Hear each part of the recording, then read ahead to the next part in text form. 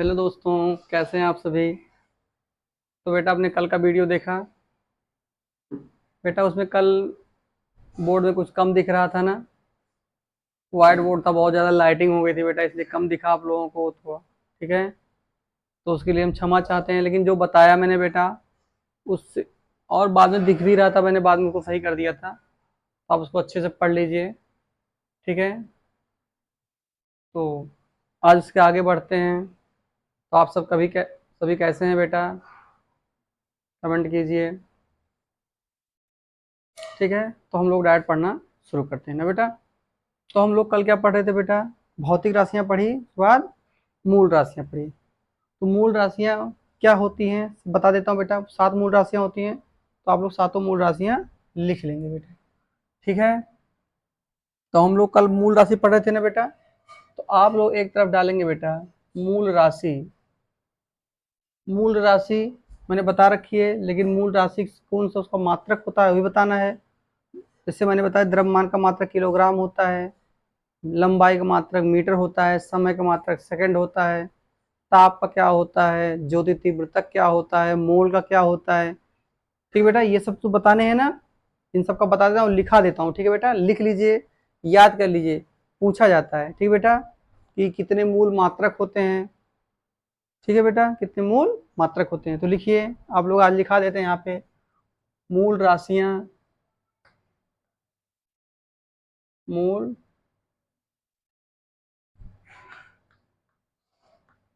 मूल राशियां समझ में आया बेटा। मूल राशियां कल मैंने बताई है, मूल राशियां क्या होती हैं। हम्म मूल राशियां हो गया। इसके मूल मात्रक भी होते हैं। बीच में क्या कर लेंगे बेटा, पाई पाल लेंगे, इधर लिखेंगे मूल मात्रक। मूल मात्रक, मूल राशियां क्या होती है, मूल मात्रक क्या होते हैं। ठीक है बच्चों, तो मैंने कल मूल राशियां लिखाई थी ना। उसके बाद मात्रक देख लेंगे, और बेटा यहाँ पे क्या देख लेंगे, प्रतीक, मतलब इसको किससे प्रदर्शित करते हैं। ठीक है, प्रतीक। ठीक बच्चों, यानी मूल राशियां कितनी होती हैं, टोटल 7 होती है ना बच्चे, 7 होती हैं। तो कौन कौन सी मूल राशियां होती हैं, उसके कौन कौन से मूल मात्रक होते हैं, और उसके प्रतीक क्या होते हैं, इतना आज हम लोग जानेंगे। ठीक है ना, उसके बाद आगे पढ़ेंगे। ठीक है, तो पहला क्या होता है बेटा, पहला होता है द्रव्यमान। क्या होता है, द्रव्यमान। द्रव्यमान होता है। द्रव्यमान का जो बेटा क्या होता है, मूल मात्रक होता क्या होता है, किलोग्राम। क्या होता है, किलोग्राम। किलोग्राम होता है ना बच्चे। प्रतीक क्या होता है बेटा इसका, केजी। क्या लिखते हैं, किलोग्राम लिखते हैं। कितना लिखते हैं बेटा, किलोग्राम। तो द्रव्यमान का मात्रक होता है क्या, किलोग्राम। किलोग्राम प्रतीक क्या होता है, केजी। ठीक है बच्चों, हमने पहले क्या लिखा कि मूल राशियां क्या होती हैं, द्रव्यमान होता है, मूल मात्रक होते हैं क्या, किलोग्राम। इसको प्रतीक किससे करते हैं बेटा, केजी से। ठीक है ना। एम बता रहा मैं मास को प्रतीक किससे, एम को क्या मास से प्रतीक से, यानी इसको कहते हैं मास। ठीक है बेटा, मैं एम लिख रहा था, कोई दिक्कत नहीं है, क्या किस पर कहते हैं, केजी से। दूसरा क्या हो जाएगा बेटा, दूसरा ध्यान से देखिए, दूसरा हो जाएगा लंबाई। क्या हो जाएगा बेटा, लंबाई। तो लंबाई किसे प्रदर्शित करते हैं बेटा, इसको किससे कहते हैं, मीटर। किससे करते हैं, मीटर से। हाँ बच्चे, इसका प्रतीक क्या होता है बेटा, इसका प्रतीक एल होता है। कितना होता है, मीटर। प्रतीक क्या हो जाएगा बेटा, जैसे यहाँ पे किलोग्राम लिख दिया, किलोग्राम केजी लिख दिया। मीटर लिख रहे हैं तो क्या लिख लेंगे, एल लिख लेंगे। क्या लिख लेंगे बच्चे, एल लिख लेंगे। ठीक है, तीसरा क्या आ जाएगा, तीसरा क्या है बेटा, समय।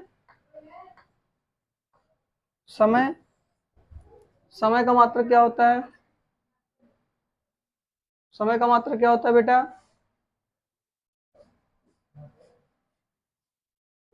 समय का मात्रक होता है सेकंड। क्या होता है बेटा, सेकंड। सेकंड क्या कहते हैं, जो कहते हैं बेटा किससे प्रदर्शित करते हैं, टी से प्रदर्शित करते हैं। समझ में आया। ठीक है,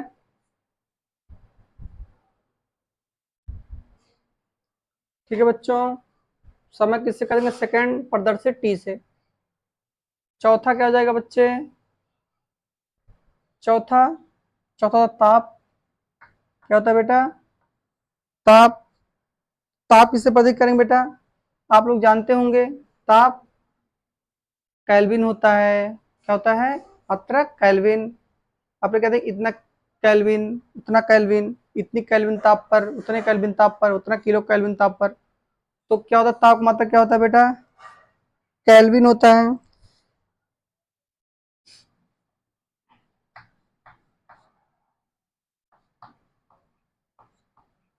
केल्विन। इसको प्रदर्शित किससे करते हैं बेटा? के से। ठीक है, समझ में आया? पांचवा क्या हो जाएगा? ज्योति तीव्रता। ज्योति तीव्रता। ज्योति तीव्रता। तीव्रता, ज्योति तीव्रता किससे प्रतीक करते हैं बेटा? कोई बताएगा? ज्योति तीव्रता को किससे प्रतीक करते हैं? सीडी से। मात्रक कोई बताए बेटा? ज्योति तीव्रता मात्रक क्या होता है?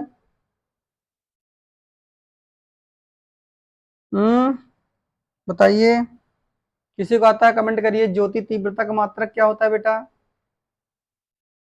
बताइए बताइए, मैं 1 मिनट का समय देता हूँ, बताइए।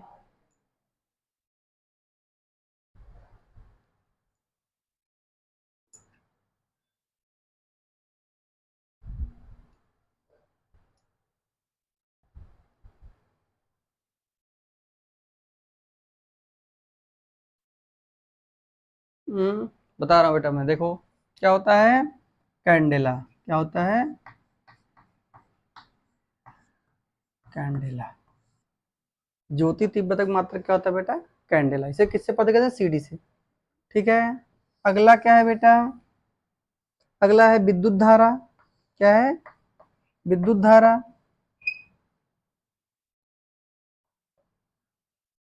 विद्युत धारा। तो विद्युत धारा से किससे पता करते हैं बेटा? प्रदर्शित बताइए पहले। ए से। इतने एम्पियर की धारा, इतने एम्पियर की धारा। ठीक बेटा, किससे प्रदर्शित करते हैं धारा को? ए से। इसका मात्रक क्या होता है? कौन बताएगा?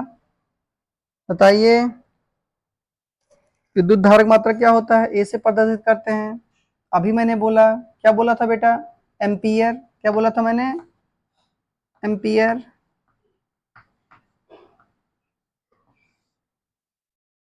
एम्पियर ना बेटा? एम्पियर को आप ऐसे भी लिख सकते, कोई दिक्कत नहीं, एम्पियर। ठीक है, विद्युत धारक मात्रक क्या हो जाएगा बेटा? एम्पियर। ठीक है, किससे पढ़ेंगे? ए से। एक और बचा है बेटा, एक ही और है, साथ ही है ना टोटल मूल मात्रक। एक ही और बचा, क्या बता है? पदार्थ की मात्रा। मैंने कल बताया था सब बेटा, थोड़ा वो धुंधला दिख रहा था। ठीक है, पदार्थ की मात्रा। पदार्थ की मात्रा। पदार्थ की मात्रक बेटा बताओ, मात्रक क्या हो जाएगा? पदार्थ की मात्रक। मात्रक क्या हो जाएगा पदार्थ की मात्रा का? मोल। प्रदर्शित क्या है बेटा? MOL। ठीक है, आपका सातों क्या हो गया बेटा? ये आपके सातों मूल मात्रक हैं। ठीक है, आप लोग अच्छे से याद कर लीजिए, मैं एक बार ऐसे फेस करके बता देता हूँ। ठीक है, पहला क्या है बेटा? पहला द्रव्यमान। द्रव्यमान का मात्रक होता है क्या बेटा? किलोग्राम। इसको प्रदर्शित केजी से करते हैं। दूसरा है बेटा लंबाई। लंबाई का मात्रक क्या होता है? मीटर। मीटर किससे? एल से प्रदर्शित करते हैं। एक होता है समय। समय का मात्रक होता है बेटा सेकंड। इससे किससे प्रदर्शित करते हैं? टी से प्रदर्शित करते हैं। ठीक बेटा, उसके बाद क्या है? ताप। ताप का मात्रक क्या है? केल्विन। केल्विन को के से प्रदर्शित करते हैं। ठीक है बेटा, उसके बाद क्या है? ज्योति तीव्रता। ज्योति तीव्रता किससे प्रदर्शित करते हैं बेटा? सीडी से। इसका मात्रक क्या है? कैंडेला है। ठीक है, अगला जो है बेटा वो है विद्युत धारा। विद्युत धारा का मात्रक एम्पियर है। एम्पियर को ए से प्रदर्शित करते हैं। और अब नेक्स्ट है बेटा पदार्थ की मात्रा। पदार्थ की मात्रा किससे प्रदर्शित कर बेटा? मोल से। इसका मात्रक मोल है और प्रदर्शित MOL से करते हैं। तो ये है बेटा क्या है? 7 मूल राशियां हैं। तो मैंने मूल राशि बताई परिभाषा, वे राशियां जिसको व्यक्त करने के लिए किसी अन्य राशि की आवश्यकता नहीं होती, उसी ऐसी राशियों क्या कहते हैं बेटा, मूल राशियां। इन लोगों को मतलब व्यक्त करने के लिए बेटा किसी अन्य राशि की आवश्यकता नहीं होगी। अभी हम आपको बताएंगे आगे कैसे कैसे आवश्यकता कहाँ दिखाते हैं, कैसे होता है। ठीक है बच्चों, तो इतना समझ में आ गया बेटा। मूल राशियां समझ में आई, मूल मात्रक समझ में आ गए। लेकिन बेटा एक चीज बताइए हमें, मूल मात्रक होता क्या है ना बच्चे, ये भी पूछना है, पूछा जा सकता है। मूल मात्रक ना बेटा, मूल मात्रक, मूल मात्रक क्या होता है? मैंने यहाँ मूल मात्रक लिखा था, मूल मात्रक क्या होता है? हाँ बेटा, तो ध्यान से सुनिए, क्या कहेंगे, वे या मूल राशियों को, किसको बेटा, मूल राशियों को व्यक्त करने के लिए जिन जिन मात्रकों की आवश्यकता होती है उसे मूल मात्रक कहते हैं। फिर से ध्यान सुनिए, मूल राशियों को व्यक्त करने के लिए जिन मात्रकों की आवश्यकता होती है उसे क्या कहते हैं बेटा, मूल मात्रक कहते हैं। ठीक है ना, तो लिख लेंगे आप लोग, मूल राशियों को, मूल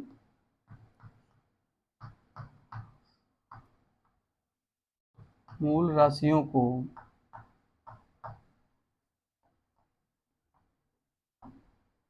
व्यक्त करने के लिए, करने के लिए, व्यक्त करने के लिए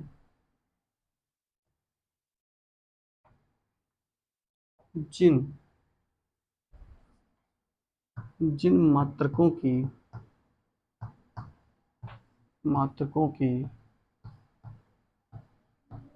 आवश्यकता, जिन मात्रकों की आवश्यकता होती है, होती है उसे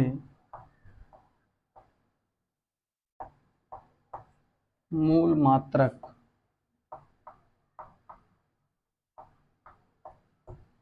मूल मात्रक कहते हैं। समझ में आया बच्चे? तो मूल मात्रक किसे कहते हैं, मूल राशियों को व्यक्त करने के लिए जिन मात्रकों की आवश्यकता होती है उसे मूल मात्रक कहते हैं। यानी जो ये मूल राशियां हैं बेटा, इनको व्यक्त कौन कर पाएगा, मूल मात्रक ही व्यक्त कर पाएंगे। यानी बताया, मूल राशियों को व्यक्त करने के लिए जिन मात्रकों की आवश्यकता होती है उसे क्या कहते हैं बेटा, मूल मात्रक कहते हैं। समझ में आया? तो मूल राशियां में लिखा दिया, मूल मात्रक लिखा दिया, और क्या लिखा दिया, राशियां लिखा दिया। राशियां लिखा दिया, मूल मात्रक लिखा दिया, मूल राशियां लिखा दिया, और राशियों की परिभाषा लिखा दी, मूल राशि की परिभाषा लिखा दी, और मैंने यहाँ पे इसका मात्रक बता के क्या बताया, प्रतीक बता दिया। ठीक है बच्चों, तो अगला क्या आता है, मूल राशियां होती है तो बेटा व्युत्पन्न राशियां भी होती होंगी। व्युत्पन्न राशियां भी तो होती होंगी बेटा। व्युत्पन्न राशियां क्या होती है बेटा, बताइए। व्युत्पन्न राशियां,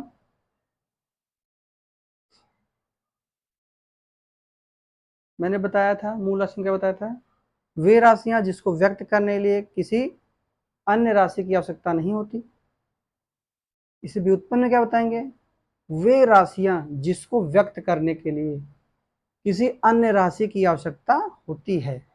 यानी किसी अन्य राशि से भी क्या होगा बेटा, ये व्यक्त होगा। ठीक है ना, तो व्युत्पन्न राशि क्या लिखेंगे बेटा,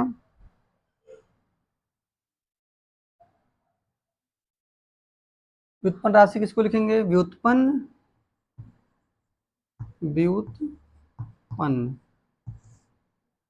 राशियां, व्युत्पन्न राशियां, ये क्या बेटा, व्युत्पन्न राशियां हेडिंग है। तो व्युत्पन्न राशियां किसे कहेंगे, वे राशियां जिसको व्यक्त करने के लिए किसी अन्य राशि की आवश्यकता होती है। तो लिख लेंगे, वे राशियां, वे राशियां जिसको जिसको व्यक्त करने के लिए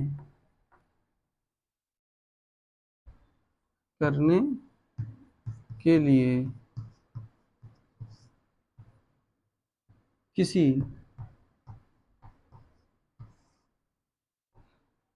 अन्य राशि की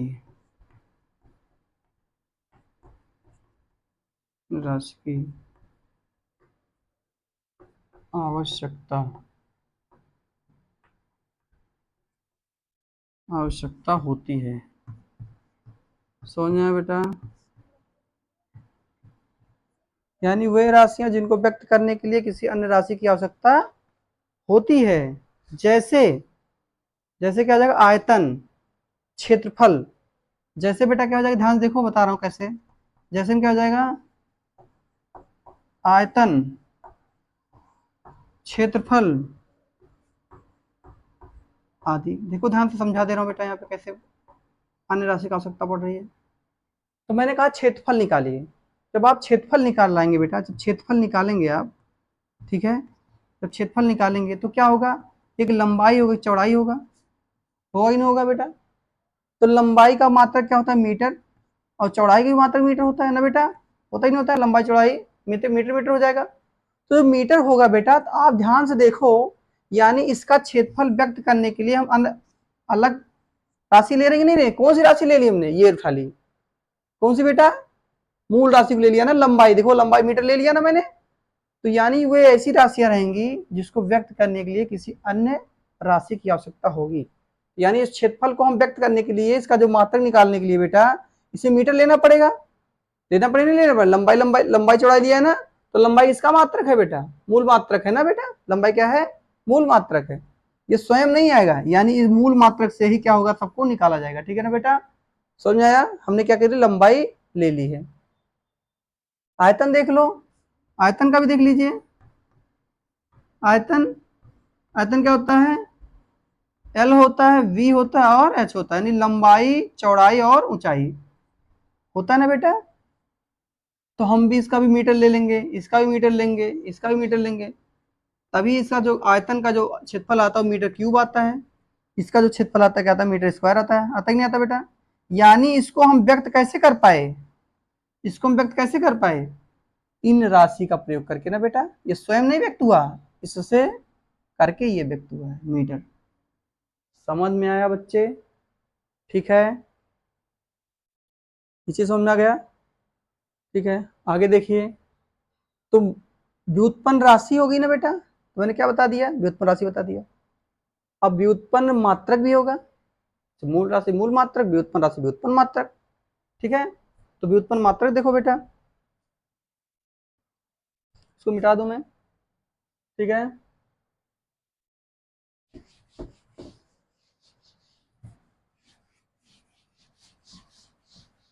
समझ में आ रहा है ना सबको? हाँ बच्चे,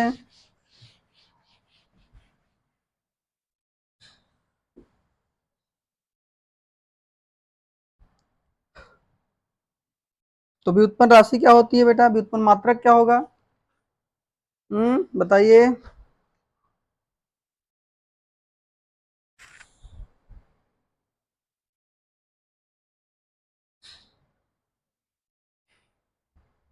व्युत्पन्न राशि क्या होगी बेटा, इसको मिटा देता हूँ।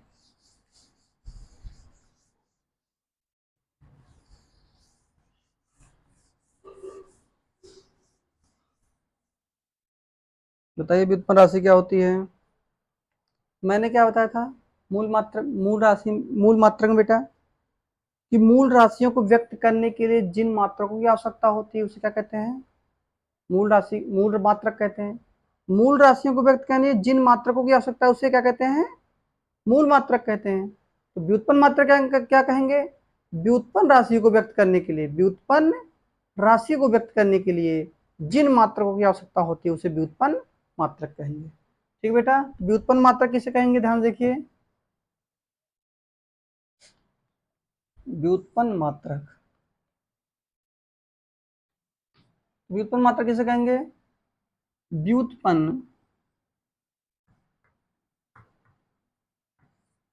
व्युत्पन्न रा व्युत्पन्न राशियों को व्युत्पन्न राशियों को व्यक्त करने के लिए, इसको बेटा व्युत्पन्न राशि को व्यक्त करने के लिए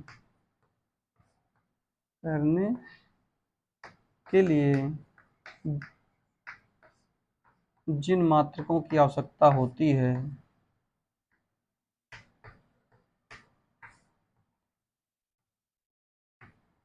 जिन मात्रकों की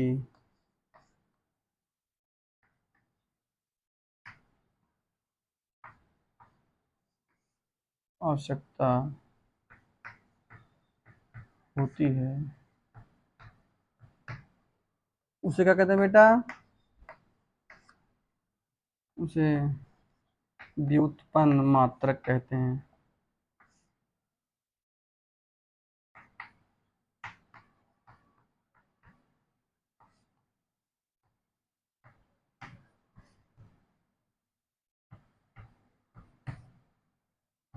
ठीक है, व्युत्पन्न मात्रक क्या हो जाएगा, व्युत्पन्न राशि को व्यक्त करने के लिए जिन मात्रकों की आवश्यकता होती है उसे क्या कहते हैं बेटा, व्युत्पन्न मात्रक कहते हैं।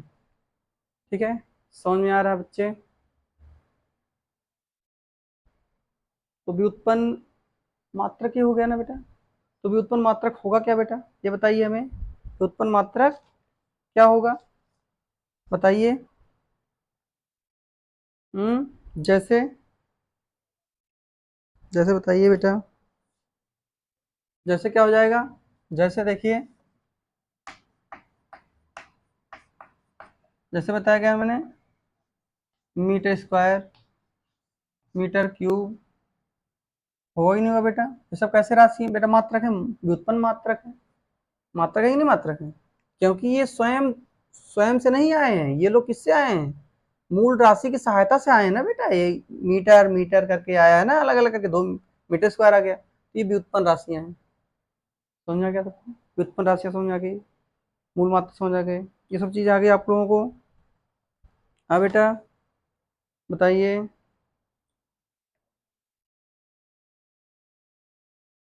तो कल मैंने जो बेटा वीडियो बनाया था उसमें बहुत ज़्यादा लाइटिंग हो गई थी बेटा, इसलिए बहुत चमक रहा था, इसलिए भी उसमें साफ साफ नहीं आया है। तो मैंने कल बताया था, क्या बताया था बेटा, दूरी विस्थापन के बारे में अंतर बताया था ना बच्चे। तो कहिए तो फिर से बता दिया जाए आप लोगों को। देख लीजिए बेटा, फिर से बता दे रहे हैं, थोड़ा सा देख लीजिए, कल थोड़ा वीडियो बेटा वैसे आ गया था। तो दूरी और विस्थापन में अंतर देख लीजिए थोड़ा बेटा।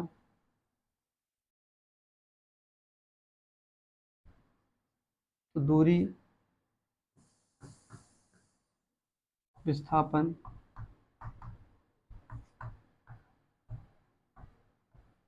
फिर बेटा अंतर लिखना है, क्या लिखना है, अंतर, दोनों का क्या करना है, अंतर करना है। तो मैंने क्या बताया था बेटा, पथ की लंबाई जो होती है क्या होता है बेटा, पथ की लंबाई, पथ की लंबाई क्या होती है, लंबाई दूरी होती है ना बेटा, पथ की लंबाई क्या होती है, दूरी होती है। इसमें क्या बताया था बेटा, दो बिंदुओं के बीच की लंबवत दूरी, दो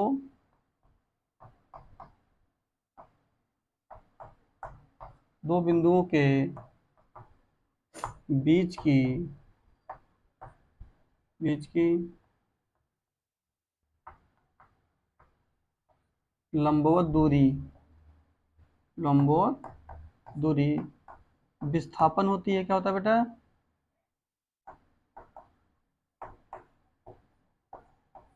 विस्थापन होती है। बताया था ना मैंने, मानिए कि जो दूरी होगी बेटा, ऐसे आप कुछ भी चल दोगे ये दूरी हो जाएगी। लेकिन विस्थापन में क्या होगा बेटा, आप कुछ भी चल के जाओ उससे मतलब नहीं है, लेकिन जो आपने बिंदु दोनों रखे इसके बीच में जो लंबो दूरी है विस्थापन होगा ना। समझ में आया ना, कल बेटा मैं सब समझा रखा हूँ, फिर बेटा थोड़ा वीडियो ऐसे दूसरी टाइप आ गया था। तो दूसरा क्या हो जाएगा बेटा, दूसरा दूरी कैसी है, अदिश राशि है। कैसी राशि बेटा, अदिश राशि, अदिश राशि है। ये कैसी बेटा, ये है सदिश राशि। कैसी राशि है, सदिश राशि। इसमें क्या होता है बेटा, केवल केवल परिमाण की आवश्यकता, केवल परिमाण, यानी परिमाण की आवश्यकता हो, केवल परिमाण की। ठीक है बेटा, इसमें परिमाण प्लस दिशा, परिमाण और दिशा ना बेटा, यानी परिमाण भी होगा और दिशा भी होगा। बेटा मैं इसी को पढ़ाया हूँ, इसलिए थोड़ा लिखा दे रहा हूँ जल्दी जल्दी, ठीक है ना।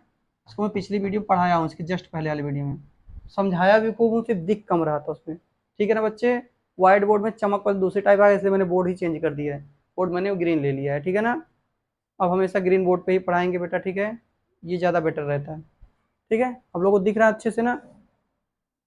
अगला क्या हो जाएगा बेटा,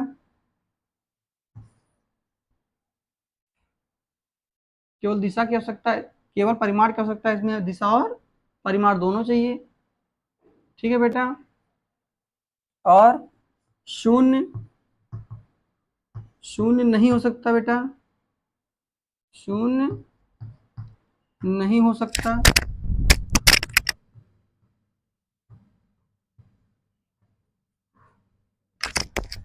शून्य नहीं हो सकता। चौथा लिख लेंगे बेटा, शून्य हो सकता है, शून्य हो सकता है, यानी विस्थापन शून्य भी हो सकता है, ये शून्य नहीं हो सकता। ठीक है, पांचवा क्या लिखा आया था बेटा मैंने, सदैव धनात्मक, सदैव धनात्मक होता है बेटा, ये हमेशा कैसा रहेगा, धनात्मक रहेगा, कभी ऋणात्मक नहीं होगा, सदैव धनात्मक। ये बेटा ऋणात्मक भी हो सकता है, क्या हो सकता है, ऋणात्मक भी हो सकता है, ऋणात्मक हो सकता है,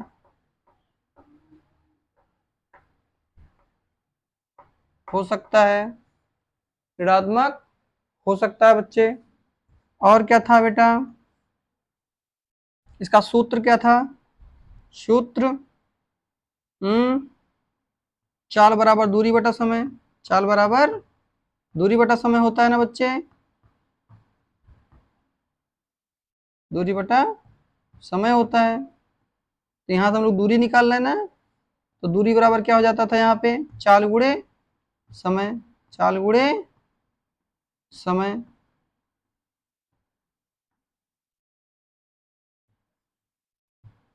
ठीक है, ये हो जाएगा। इसमें क्या हो जाएगा बेटा, विस्थापन बराबर क्या हो जाएगा, विस्थापन बराबर डायरेक्ट लिख लीजिए, विस्थापन बराबर क्या हो जाएगा बच्चे, वेग गुणे, वेग गुणे समय हो जाएगा। क्या हो जाएगा बेटा, वेग गुणे समय हो जाएगा।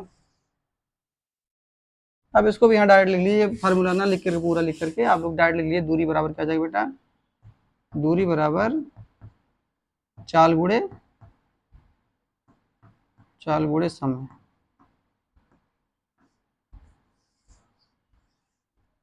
ठीक बेटा, इसका मात्रक क्या होता है, मात्रक दोनों जान लीजिए, मात्रक क्या होता है बेटा, मात्रक होता है मीटर। इसमें भी क्या होता है, मात्रक बेटा सेम ही है, ठीक है ना, मात्रक क्या है, सेम ही है, ये इसका समान है दोनों का, मात्रक क्या है बेटा, मीटर है। ठीक है, और एक बचा है बेटा, देख लीजिए थोड़ा सा, इसको प्रतीक किससे नहीं, पारदर्शी किससे करते हैं बेटा, इसको लिख लो, प्रतीक यानी पारदर्शी किससे करते हैं, इसको बेटा प्रतीक या यल से करते हैं, या कभी कभी डी से भी कर लेते हैं। ठीक है ना, और इसको किससे प्रदर्शित करते हैं बेटा, विस्थापन को प्रतीक किससे करते हैं, प्रतीक, इसको प्रतीक करते हैं स्मॉल एस से बेटा। ठीक है, तो कल मैं ये बताया था बेटा, थोड़ा सा स्किन दूसरी टाइप आ गया था, इसे मैंने आज फिर से बता दिया, और फिर से समझा भी देता हूँ बेटा, जो नए बच्चे आए हैं वो भी समझ लें। ठीक है ना, तो पूछा जाएगा बेटा दूरी एवं विस्थापन में अंतर, ये बहुत इंपॉर्टेंट है, मैंने कल ही बताया था। दूरियों में विस्थापन में अंतर बताइए। तो क्या होगा, जो पथ की लंबाई होती है दूरी होती है, लेकिन विस्थापन क्या होता है बेटा, अंतर दोनों में क्या होता है कि इनके बीच की जो लंबवत दूरी हो तो विस्थापन होता है। यानी ये टोटल दूरी विस्थापन होती है, बीच की दूरी जो लंबवत, जहां अंतिम बिंदु प्रारंभिक बिंदु रहता है, उनके जो बेटा प्रारंभिक और अंतिम बिंदु की जो लंबवत दूरी तो उसको विस्थापन कहते हैं। ठीक है। दूसरा अंतर क्या होता है, ये अदिश राशि होती है, सदिश राशि होती है। केवल परिमाण यानी केवल आंकिक मान लगता है। जैसे मान लीजिए आपको यहाँ से यहाँ तक जाना हो गया बेटा, ठीक है, यहाँ से यहाँ तक गए आप, तो आप पता लगा 20 किलोमीटर चले गए। कितने किलोमीटर चले गए, 20 किलोमीटर चले गए। ये तो इसका परिमाण हो गया। लेकिन जो कहेगा परिमाण प्लस दिशा, तो क्या हो जाएगा बेटा, परिमाण बता देगा आपको बेटा, यहाँ मान लो चलना शुरू किए, तो ये जब यहाँ से यहाँ तक जाएगा तो निश्चित बताएगा, जब लंबवत रहेगा बेटा तो निश्चित दिशा को भी दर्शाएगा। बोलेगा क्या, 20 किलोमीटर क्या बेटा, उत्तर दिशा।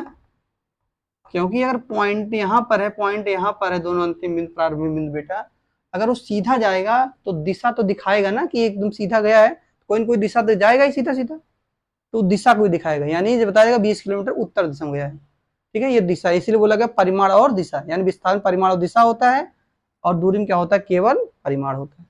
ये शून्य हो सकता है, शून्य नहीं हो सकता, सॉरी, ये शून्य नहीं हो सकता, यानी दूरी कभी शून्य नहीं हो सकती, जितने चलते जाएंगे जुड़ता जाएगा। ठीक है, ये शून्य हो सकता है।